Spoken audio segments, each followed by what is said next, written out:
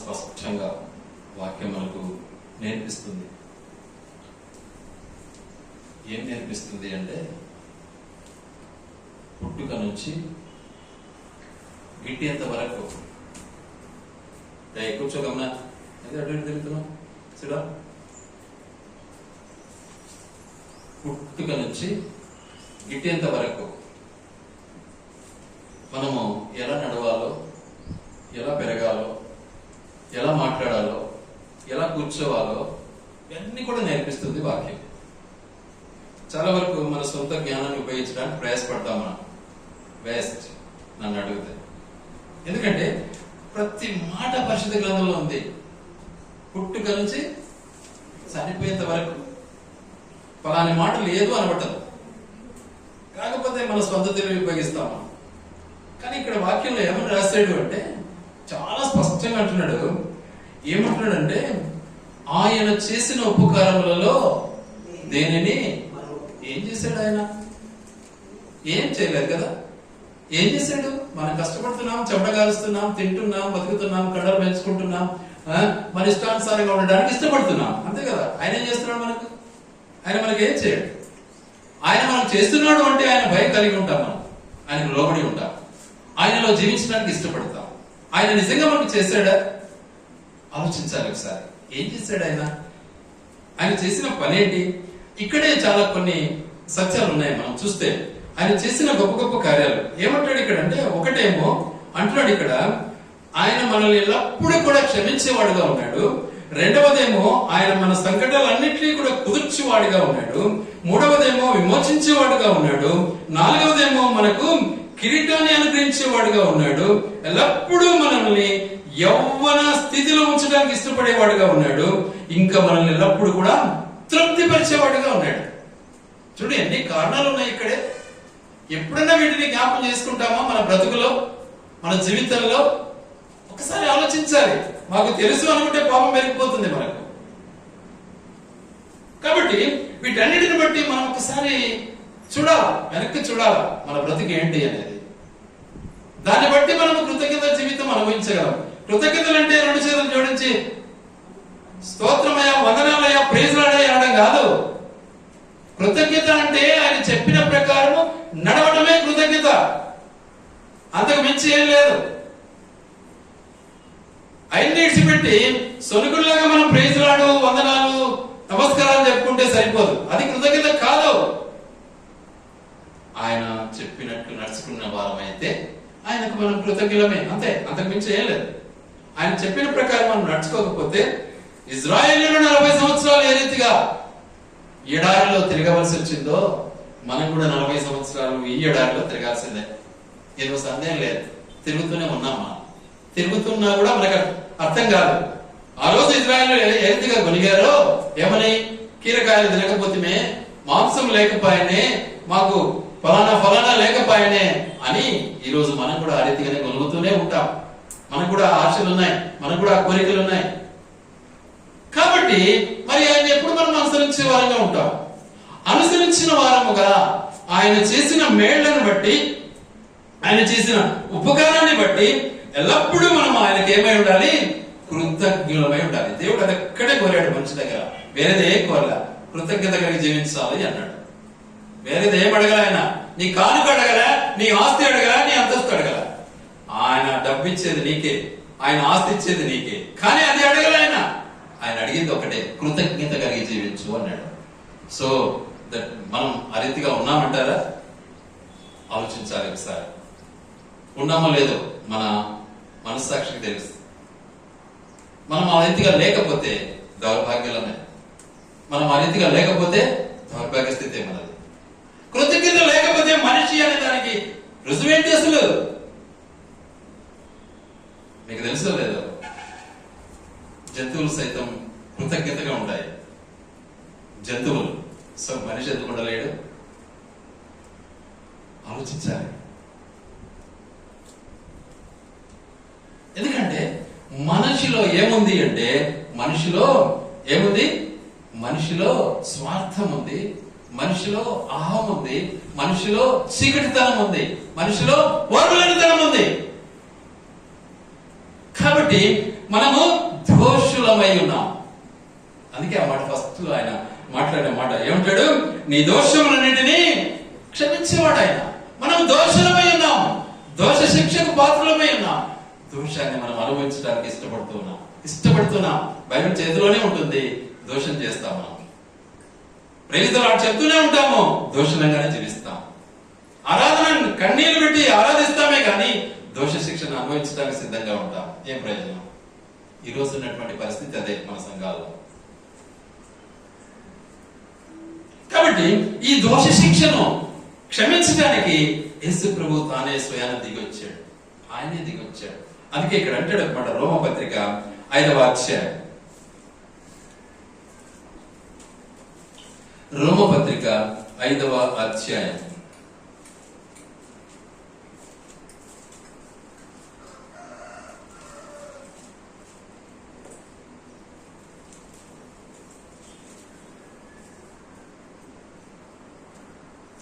5వ వచనం చదువుకున్నాం. ఎందుకనగా ఈ నిరీక్షణ మనలను సిగ్గుపరచదు. ఏ నిరీక్షణ? ఏముంది మనకి నిరీక్షణ? ఏంటిది ఆ నిరీక్షణ? మనము నిజంగా పరలోకం చేరాలి అన్నటువంటి నిరీక్షణ మనకుంటే సిగ్గుపడము. ఈరోజు సిగ్గుపడుతుంటాం మనలో సిగ్గుంది, మనలో అహం ఉంది, నిరీక్షణ లేదు. నిరీక్షణ ఉంటే సిగ్గుపడము. చాలా స్పష్టంగా మాట్లాడుతున్నాడు దేవుడు. నిరీక్షణ మనకుంటే ఏ మాత్రము కూడా వెనకంజ వేయము. యథార్థంగా ఉంటాము, చక్కగా నడుస్తాము. చక్కగా నడిచినప్పుడే మనం అక్కడికి వెళ్తాం. వారు ఒక నివాసపురం చేరినట్లు వారిని దేవుడు ఏం చేశాడు? చక్కటి మార్గాలు నడిపించాడు. 107వ కీర్తన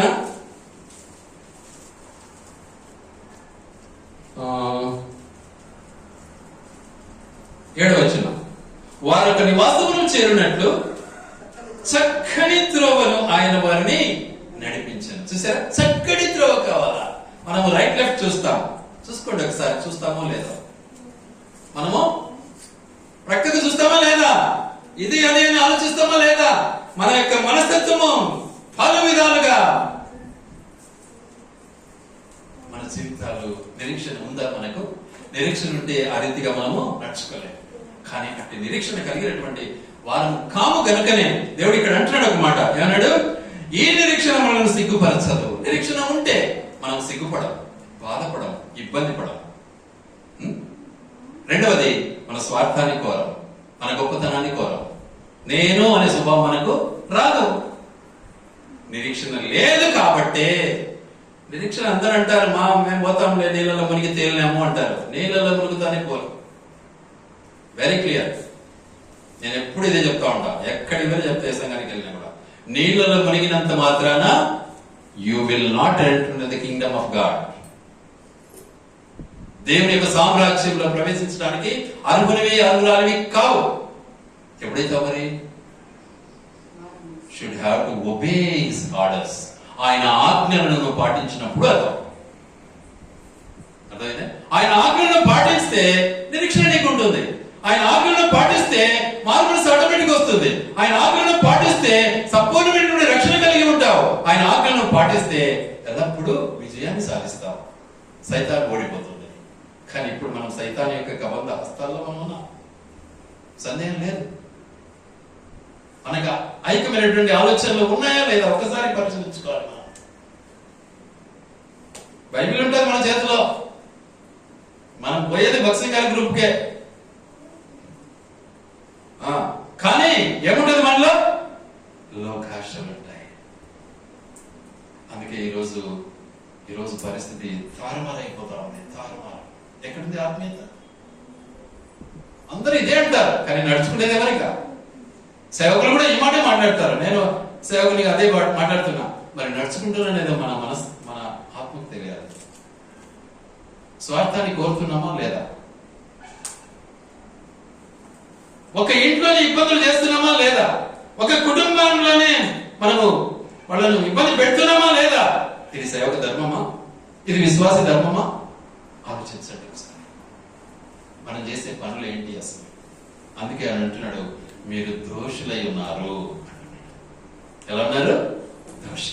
కాబట్టి you should come to me, నువ్వు నా దగ్గరికి రా, నీ దోషాన్ని నేను క్షమించడానికి సిద్ధంగా ఉన్నాను అంటున్నాడు యేసయ్య. ఆలోచించాలి ఒకసారి. నిజంగా యేసయ్యను మనము అనుభవించే వారమైతే, అంగీకరించిన వారమైతే యేసయ్య వలే ఏమంటాడు? కొరింథీ మొదటి పత్రిక 11:1 ఏమంటాడు? అపొస్తలుడైన పౌలు అంటాడు అన్నమాట, నేను క్రీస్తును పోలి నడుచుకున్న ప్రకారము మీరు నన్ను పోలి నడుచుకోండి. చూసారా? నేను క్రీస్తును పోలి నడుచుకో అంటే అపొస్తలుడైనటువంటి పౌలు గారు ఎంత అద్భుతమైనటువంటి సాక్ష్యాన్ని వెలుగుచ్చాడు. క్యాన్ వి సే? మనం చెప్పగలమా? ఏ దైవజనుడు చెప్పగలరా? ఏ విశ్వాసం చెప్పగలరా? చెప్పలేరు. కారణం సైడ్ బిజినెస్ ఉంది మనకు, చాలా వరకు ఉంది. దానివల్ల ఆత్మీయత అనేది నశించిపోయింది. ఏమొచ్చేసింది? దోషము అనేది మనలో నింపబడుతానే.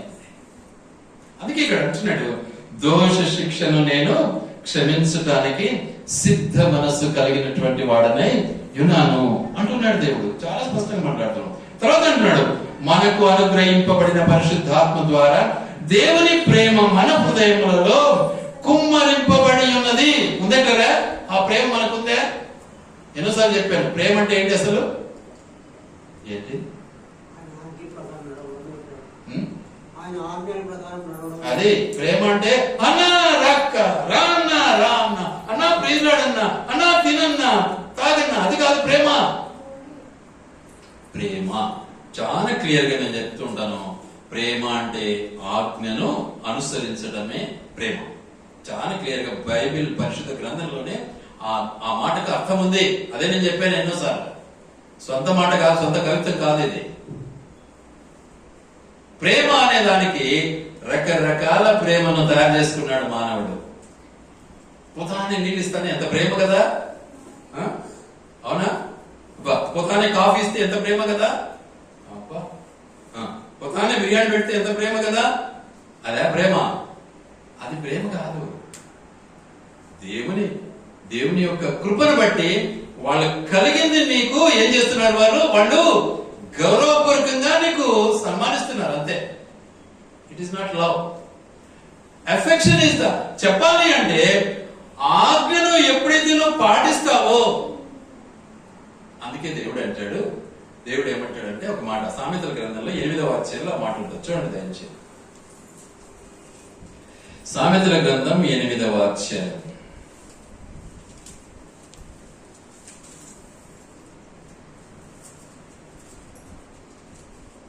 17వ వచనం చదువుకున్నాం. నన్ను ప్రేమించు వారిని నేను ప్రేమించుచున్నాను. చూసారా? నన్ను ప్రేమించు వారిని నేను ప్రేమించుచున్నాను. తర్వాత నన్ను జాగ్రత్తగా వెదకువారు నన్ను కనుగొందురు. అలాగే 21వ వచనం, నన్ను ప్రేమించు వారిని ఆస్తికర్తలనుగా చేయుదును, వారి నిధులను నింపుదును. ప్రేమిస్తున్నామా? ఏడుస్తూనే ఉంటాం. ఎంతున్నా ఏడుస్తామా? అవునా కాదా? దేవుడు మనకు ఎంత ఇచ్చినా ఇంకా ఏడుస్తూనే ఉంటామా మన బ్రతుకులో? ఆయన ప్రేమించడం మాత్రం మన చేత కాదు. ఎందుకంటే ఆజ్ఞను అనుసరించడం మన చేత కాదు. మన ఇష్టాన్ని అనుసరించాలి మన బ్రతుకు, అంతే. కానీ దేవుడు అంటున్నాడు, ఎందుకు దోషులై ఉంటారు మీరు? ఎందుకు దోషానుసారమైనటువంటి జీవితం అనుభవిస్తూ ఉన్నారు? ఇప్పటికైనా తెలుసుకొని మీ దోషముల నుంచి మీరు క్షమాపణ పొందండి అంటున్నాడు దావీదు మహారాజు. నిజంగా తన యొక్క ఉద్దేశాన్ని చక్కగా బయలుపరిచాడు. ఏంది? ఆయన చేసిన ఉపకారాలలో దేనిని మర్చిపోవాలి. ఎంత ఉపకారం చేశాడు? పుట్టించాడా? పెంచాడా? పెద్ద చేశాడా? చదువిచ్చాడా? ఉద్యోగం ఇచ్చాడా? శక్తినిచ్చాడా? బలాన్నిచ్చాడా? కుటుంబాన్ని ఇచ్చాడా? పిల్లల్ని ఇచ్చాడా? రకరకాలుగా నిన్ను పోషిస్తూ వస్తూ ఉంటే ఆయన ఆజ్ఞలను అనుసరించలేక అతి తెలివిని ఉపయోగించి, అధిక జ్ఞానాన్ని ఉపయోగించి, ఎవరు లూసిఫర్ లాగా నేను దేవుని కంటే ఎందుకు గొప్పని కాకపోయినా అనే ఆలోచన నీలో ఉంటే నువ్వు దేవుని ఆజ్ఞను అనుసరించిన వ్యక్తివేనా? అవునా? లూసిఫర్ వల్ల లేకపోతే యేసు ప్రభువా? అపోస్తలుడైన పౌలు అంటాడు, నేను క్రీస్తును పోలి నడుచుకున్నాను, మీరు నన్ను పోలి నడుచుకున్నారు. సో ఇప్పుడు మనము నిజంగా లూసిఫర్ యొక్క ఆధిక్యతను అనుభవిస్తున్నామా లేకపోతే యేసు ప్రభు యొక్క ఆధిక్యతను అనుభవిస్తున్నామా? చూసుకోండి ఒకసారి. మన శరీరం మోల్డ్ కాదు. ఎందుకు కాదు? మనలో ఆ వైరాగ్యం ఉంది, మనలో దోషం ఉంది, పోగొట్టుకోలేము. ఆ దోషాన్ని పోగొట్టుకోకున్నంత వరకు లోబడి స్వభావం నీకు రానే రాదు. ఎప్పుడైతే దోషమును వదిలేసుకుంటావో అప్పుడు నీకు క్షమాపణ ఉంటుంది. అప్పుడు నీవు ఆజ్ఞను పాటించే అవకాశం నీకు లభిస్తుంది. అలా నీ జీవితంలో క్షమాపణ పొందితే నిరీక్షణ కలిగి జీవిస్తావు. క్షమాపణ పొందితే నిరీక్షణ నీకు వస్తుంది. ఏంలే అనే పదంలో మనం ఉంటాం. అవునా కాదా? చూసుకోండి ఒకసారి. ఏమి దానిలే, మీరు చెప్పండి. సమయం మనదే, మన అబ్బగారిదే, మన నాయనగారు ఏమైనా మనకి ఇచ్చినారా? దేవాది దేవుడి. అందుకే అంటాడు కదా పుస్తక కార్యములు మాట. చూద్దాం 1వ అధ్యాయం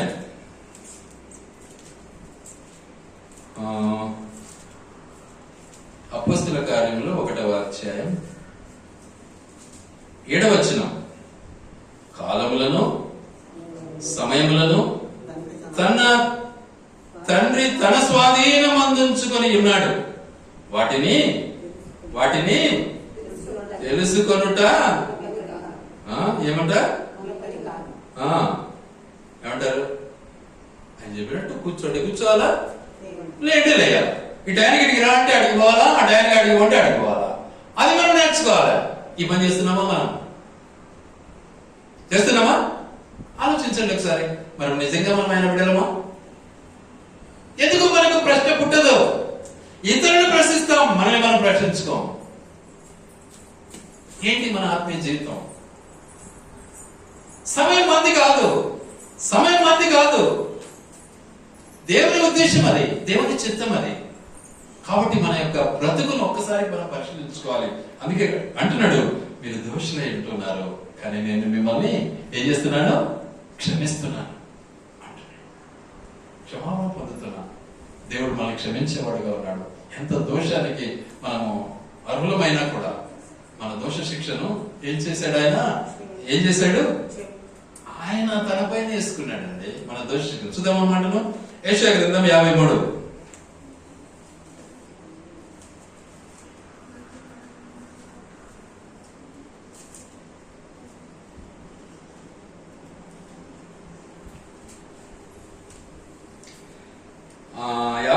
అధ్యాయము 5వ వచనములో 2వ మాట, మన దోషములను బట్టి.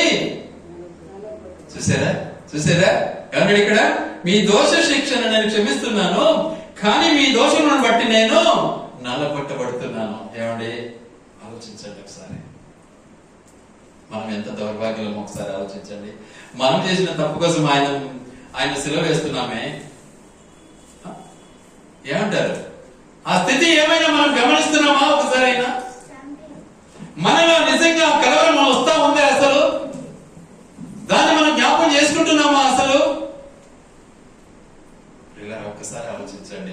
చాలా స్పష్టంగా అంటున్నాడు. ఏమంటాడు? మీ దోషములను ఏం చేస్తానంటున్నాడు? మీ దోషములను బట్టి ఏమైతున్నాడు? ఆయన తన్ను నలగొట్టుకుంటున్నాడు అండి. నువ్వేమన్నా ఇతరుల కోసం ఏమన్నా ఇబ్బంది పడుతున్నావా? ఆలోచించు ఒకసారి. వాడిని ఇబ్బంది పెట్టాలంటే నువ్వు ఎన్నో ఆలోచనలు చేస్తావు, కానీ వాని కోసం నువ్వేమైనా ఇబ్బంది పడుతున్నావా? పడడానికి ఇష్టపడతావా? మన దేవుడు చేసిన పని అదే అండి. ఈ రోజు ప్రపంచంలో ఆయన ప్రేమ విస్తరించింది అంటే కారణం ఆ పని చేశాడు ఆయన. కాబట్టి క్రైస్తవులు చాలా మంది ఉన్నారు ఇప్పుడు, కానీ క్రైస్తవుల్లో ఏం లేదు, క్రైస్తవ్యం లేదు. పెద్ద బాధ ఇది.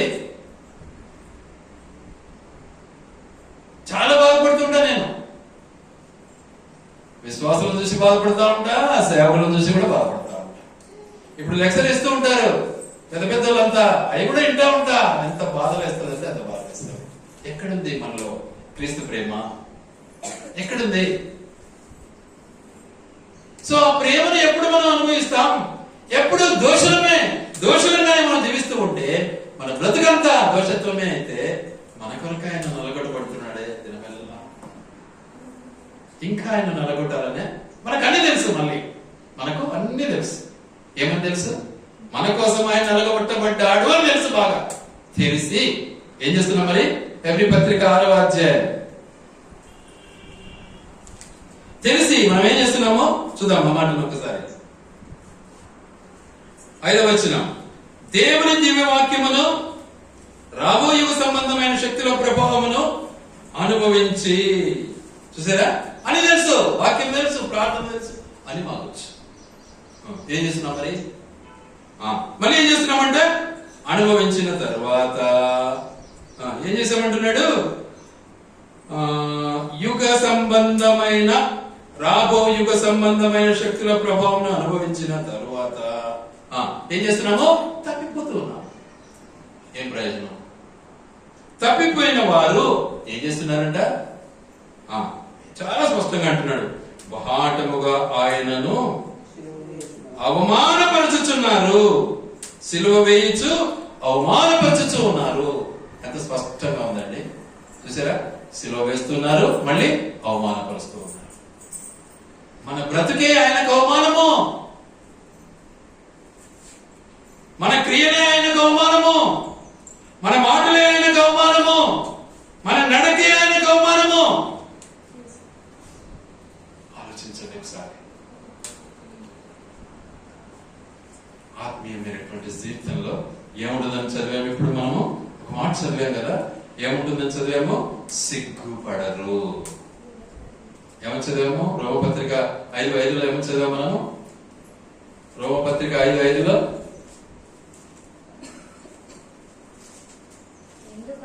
ఎందుకనగా ఈ నిరీక్షణ. ఏ నిరీక్షణ? నీళ్ళలో మునిగినాం పరలోకం పోతాం అనే నిరీక్షణ కదా. ఆ నిరీక్షణ సిగ్గుపరచదు. నీళ్ళలో మునిగిన తర్వాత మన బ్రతుకు ఏమై ఉండాలా? ఏమంటాడు? ఆ మాటను చూద్దాం ఒకసారి. మత్తయి సువార్త 3వ అధ్యాయం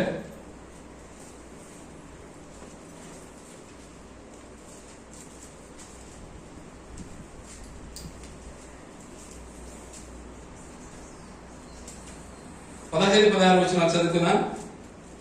యేసు ఇప్పటికి కానేమో నీవు నీతి యావత్తు ఇలాగ నెరవేర్చుట మనకు తగి ఉన్నది అని అతనికి ఉత్తరం ఇచ్చాను గనుక అతడు అలాగూ కానిచ్చాను. చూసారా ఏమైంది? ఇప్పుడు ఇక్కడ నీళ్ళలో మునిగినాడు. నీళ్ళలో మునిగినాడు. ఎవరు? యేసు క్రీస్తు అనే మనిషి నీళ్ళలో మునిగినాడండి. యేసు క్రీస్తు అనే మనిషి నీళ్ళలో ముంచబడ్డాడు. మనల్ని కూడా ముంచారు కదా. ముంచబడ్డామా లేదా? ముంచారు. నెక్స్ట్ వర్డ్ ఏమంటాడు? యేసు బాప్తిసం పొందిన వెంటనే నీళ్ళలో నుండి ఒడ్డుకు వచ్చెను. ఇదిగో ఆకాశం తెరవబడెను. దేవుని ఆత్మ పావురం వలె దిగి తన మీదకి వచ్చి చూచెను. అంటే ఏమొచ్చింది? ఇప్పుడు ఆయనలో మార్పు, పరిశుద్ధత వచ్చేసింది. పావురం దేనికి సాదృశ్యం? పరిశుద్ధతకు సాదృశ్యం. మనలో అది ఉందంటారా? నీళ్ళలో మునిగి బయటకు వచ్చాము. మనము పరిశుద్ధంగా ఉన్నామా? చీకటిలో ఉన్నామా? చీకటిలో ఉండి బైబిల్ ఎందుకు ఇంకా మనకు? చీకటిలో ఉండి ప్రార్థన ఎందుకు మనకు? చీకటిలో ఉండి వేషధారణ ఎందుకు? కాబట్టి మనలో మార్పు రావాలి కదా. ఎందుకు ఈ దోషము? ఎందుకు ఈ దోష శిక్షకు మనం పాల్పడుతున్నాం? అంటే మనకు ఆ నిరీక్షణ లేదు. ఏ నిరీక్షణ? పరలోకం చేరుతామనే నిరీక్షణ మనకు లేదు. కానీ దేవాది దేవుడు తన ఉచితమైనటువంటి కృప. నెక్స్ట్ వర్డ్ ఏమంటాడు ఇక్కడ? ఇదిగో ఈయన నా ప్రియ కుమారుడు, ఈయన యందు నేను ఆనందించున్నానని ఒక్క శబ్దం ఆకాశం నుండి వచ్చాడు. చూసారా? ఎప్పుడైతే నీళ్ళలో నుంచి బయటికి వచ్చాడో ఆయనలో ఏమొచ్చింది? గొప్ప మార్పు వచ్చింది. మారు మనసు నీవు పొందావా? పాప క్షమాపణ పొందావా? పశ్చాత్తాప పడ్డావా? నీళ్ళలో మునిగావా? బాప్తిసం పొందావా? నాటికి నేటికి ఏమైనా మనలో మార్పు వచ్చిందా? వచ్చిందా? రాకుంటే ఎందుకండి ఇంకా వేస్ట్ మన బ్రతుకు. అన్ని సూక్తులన్నీ పనికిరనండి, మోసం అది. దానివల్ల మనం ఎక్కడికి పోతాం? నిత్య నరకానికి వెళ్తామండి. నిరీక్షణ మనకి ఎక్కడ ఉంటుంది? నిత్య నరకం. ఆలోచించండి. ఇకనైనా మనం మారాలి. దేవుడు అందుకే అంటున్నాడు, నేను ఏం చేయడానికి వచ్చినాను? నీ దోషం నుంచి నిన్ను క్షమించడానికి వచ్చినాను అంటున్నాడు. రెండో మాట ఏమంటున్నాడు? నీ సంకటములన్నిటినీ కుదుర్చువాడు. నీకు వచ్చే కష్టాలు, నీకు ఇబ్బందులు వస్తూ ఉంటాయి, వాటన్నిటిలో కూడా దేవుడు ఏం చేయాలని ఇష్టపడుతున్నాడు? సరిచేయాలని, కుదుట పడాలని, నిన్ను అన్ని విధాలుగా కాపాడాలని ఇష్టపడుతూ ఉన్నాడు. అందుకే ఆయన అంటున్నాడు, ఈయన నా ప్రియకుమారుడు. ఎందుకంటే ఈయనకు వచ్చే ప్రతి కష్టాన్ని నేను ఆదుకున్నాడు లేదా? చూద్దామా మాటను. యెషయా గ్రంథం 53.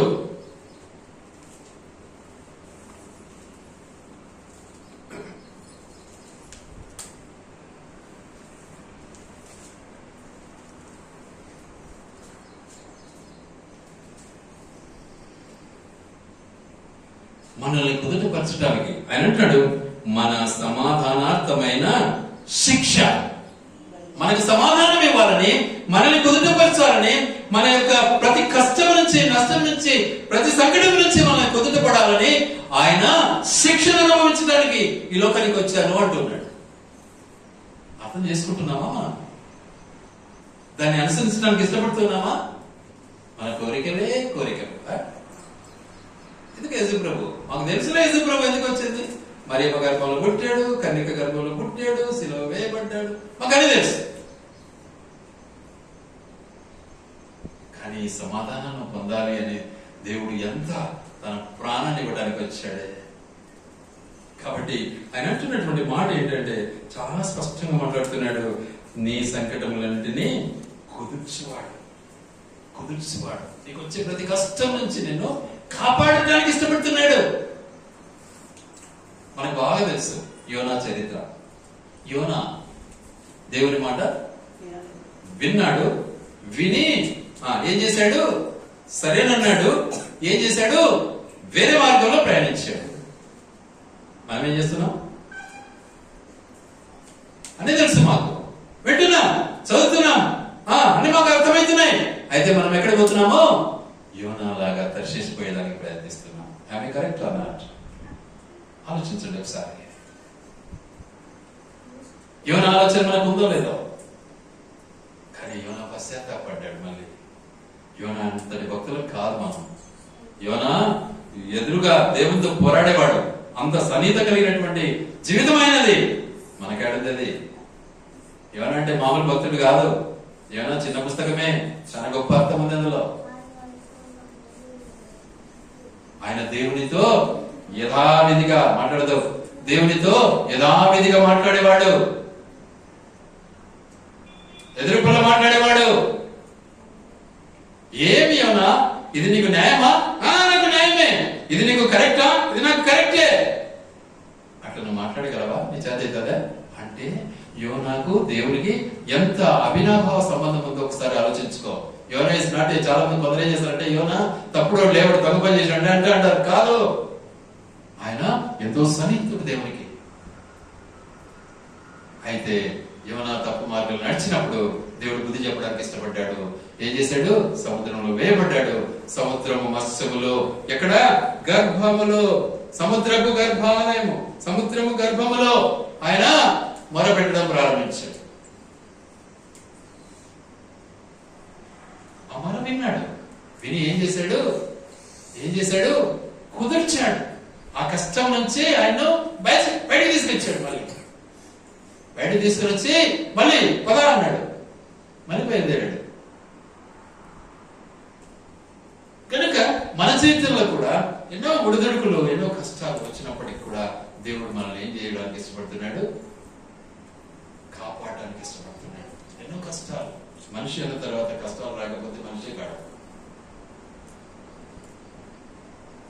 వాటిని అధిగమించడానికి మన బ్రతుకును మనము జ్ఞాపం చేసుకోవాలి. చదవడం మాకు వచ్చు అన్నంత మాత్రమే సరిపోదు, లేకపోతే మాకు తెలిసిన యేసుప్రభు అంటే మాత్రం సరిపోదు. కాబట్టి మన బ్రతుకులో మనం జ్ఞాపం చేసుకోవాలి. ఇంకా ఎలాంటి పరిస్థితుల్లో మనం ఉన్నాం, ఇంకా అలాంటి ఇబ్బందుల్లోనే మనం ఉన్నాం, అయినా మనల్ని దేవుడు సమకూర్చడానికి ఇష్టపడుతూ ఉన్నాడు. మూడవ అంశాన్ని ఒకసారి జ్ఞాపం చేసుకున్నాం. ఏమంటున్నాడు? సమాధిలో నుండి నీ ప్రాణమును విమోచించుచున్నాడు. సమాధిలో నుంచి నీ ప్రాణమును విమోచించుచున్నాడు అంటే సమాధికి సిద్ధమై ఉన్నాము అంటున్నాడు దేవుడు.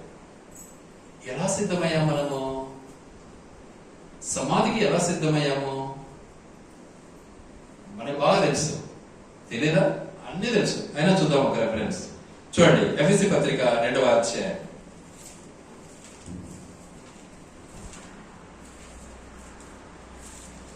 మొట్టమొదటి వచనంలో మొదటి భాగం. మీ అపరాధముల చేతను మీ పాపముల చేతను మీరు సమాధికి వెళ్తున్నారు. అది సరే. మీ అపరాధముల చేతను మీ పాపముల చేత ఎవరికి రాస్తున్నాడు? ఎఫెసీలోకి రాస్తున్నాడు. ఎఫెసీలు అంటే ఎవరు? విశ్వాసులు. అవిశ్వాసులు కాదు వాళ్ళు.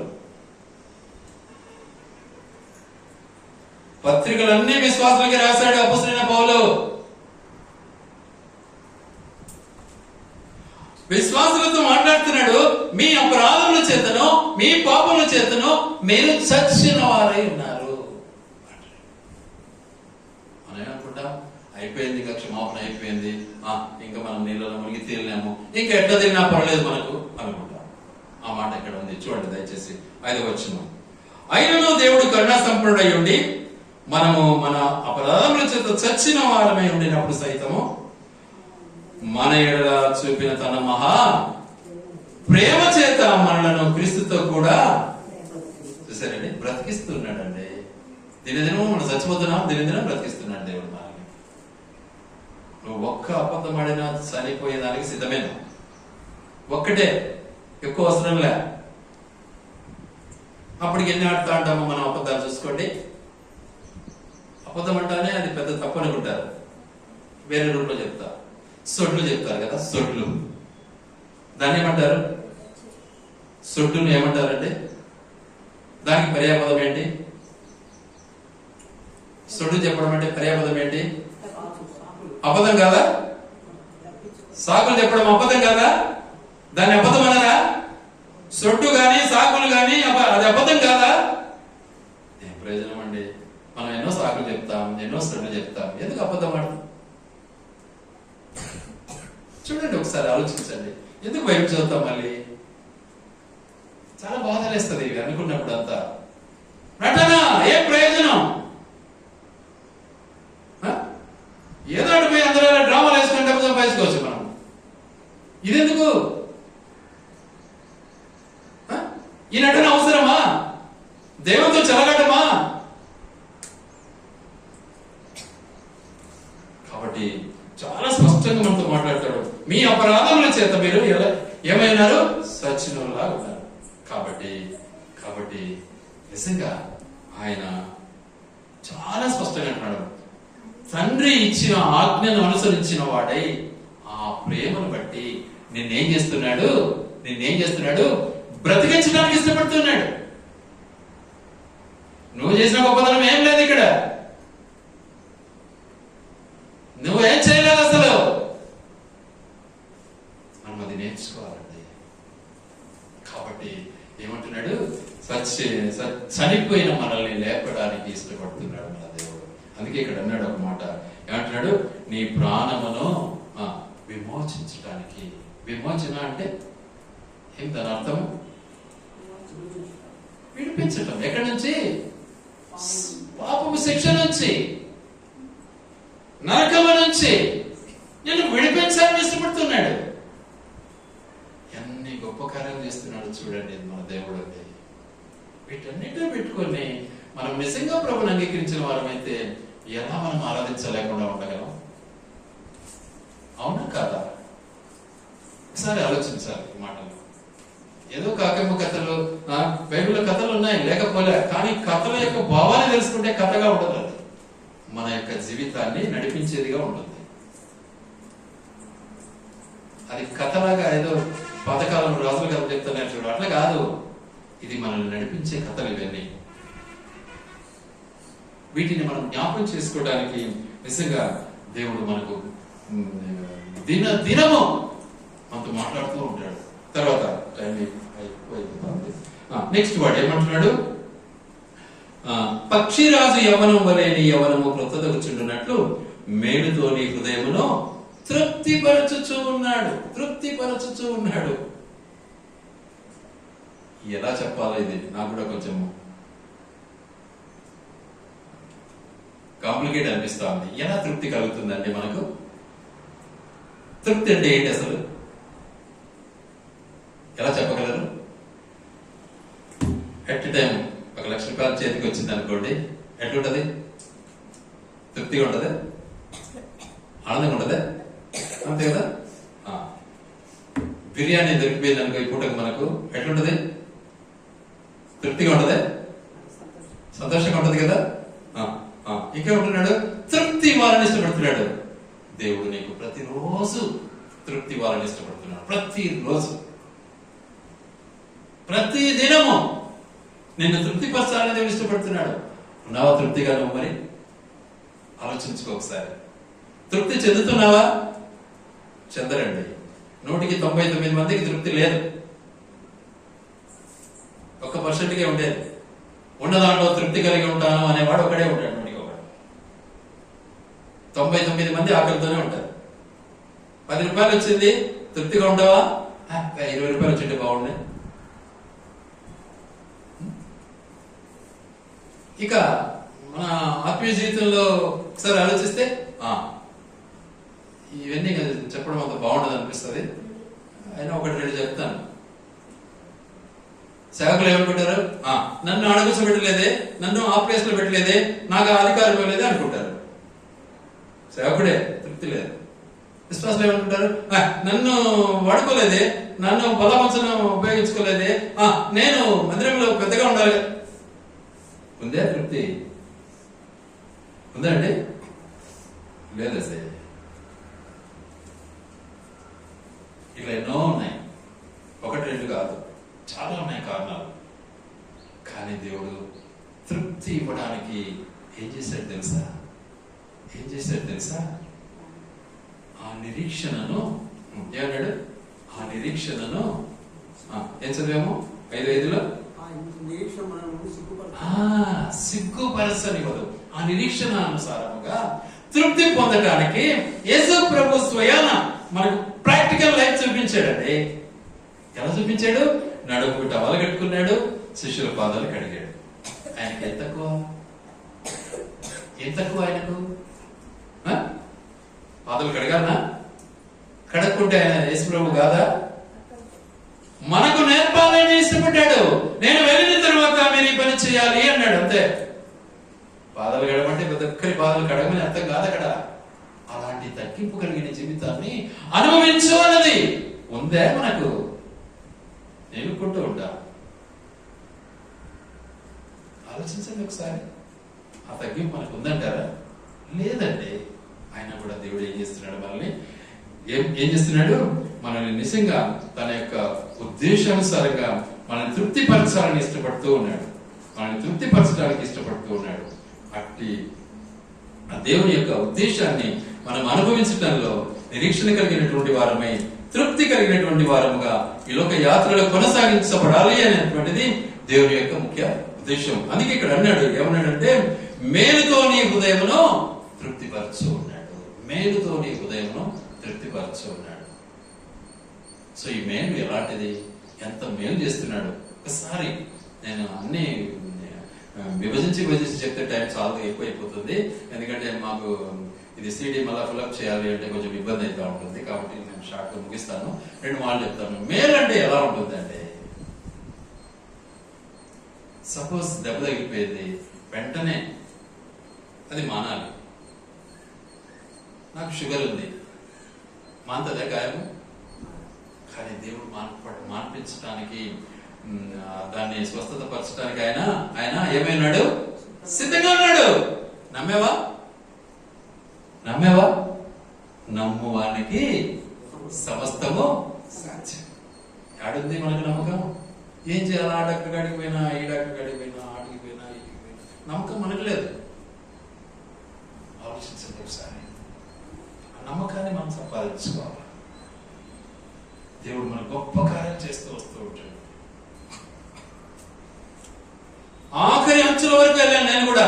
మరణావస్థకు అయిపోయింది, ఇంకా లాస్ట్ నైట్ అంతే, ఆఖరి రాత్రి అది అన్నారు డాక్టర్ గారు. నా తల్లి కన్నీటితో రాత్రి అంతా మొక్కరించి ప్రార్థన చేస్తా ఉంది. నా జీవితం చెప్తున్నా. రాత్రి అంతా ఆఖరి నైట్ వదిలేసినాడు, ఇంకా డాక్టర్ ఫినిష్, ఇదే లాస్ట్ అన్నాడు అంతే. రాత్రి అంతా కన్నీటితో ప్రార్థన చేస్తా ఉంది. తెల్లవారానికి లేచాను, హుషారుగా లేచాను, హాయిగా ఉన్నాను. దేవుడు స్వస్థపరిచాడు. అద్భుతం అయిపోయింది. చూసి డాక్టర్ కూడా సంతోషించారు. దేవుడు నిన్ను కాపాడాడు. ఎందుకంటే ఆ స్థితిలో దేవుడు మనల్ని కాపాడేవాడిగా ఉన్నాడే. మరి ఆయనకు మనం ఎలా ఉండాలి? ఎంత విధేయతగా ఉండాలి? ఎలా తగ్గింపు కలిగి ఉండాలి? ఎలా ప్రేమించే వారంగా ఉండాలి? ఆయన చేసిన మేలు ఎలా మర్చిపోవాలండి? అర్థమైందా? ఇప్పుడు ఎన్ని మేళ్లు చేస్తున్నాడు ఆయన. విన్నారు కదా? క్షమిస్తున్నాడు, దోషాలను బట్టి కుదురుస్తూ ఉన్నాడు, విమోచిస్తూ ఉన్నాడు, కిరీటం ఇస్తూ ఉన్నాడు, కొత్త ధనం ఇస్తూ ఉన్నాడు, తృప్తిపరుస్తూ ఉన్నాడు. ఇవన్నీ ఆయన చేసే గొప్ప గొప్ప కార్యాలండి. మనం వింటున్నామా? ఆలోచిస్తూ ఉన్నామా? ఆలోచించండి ఒకసారి. నిజంగా ప్రభువుకు మనం లోబడిన వారమైతే ఆయన చేసిన ఈ మేలుని బట్టి ఆయన మనము ఏం చేద్దాం? ఆరాధిస్తాం, స్తుతిస్తాం, ఆరాధించుకుందాం. దేవుడి మాటలు ఆయన వెనుకలు దీవించును గాక. ఆరాధన చేసుకుందాం.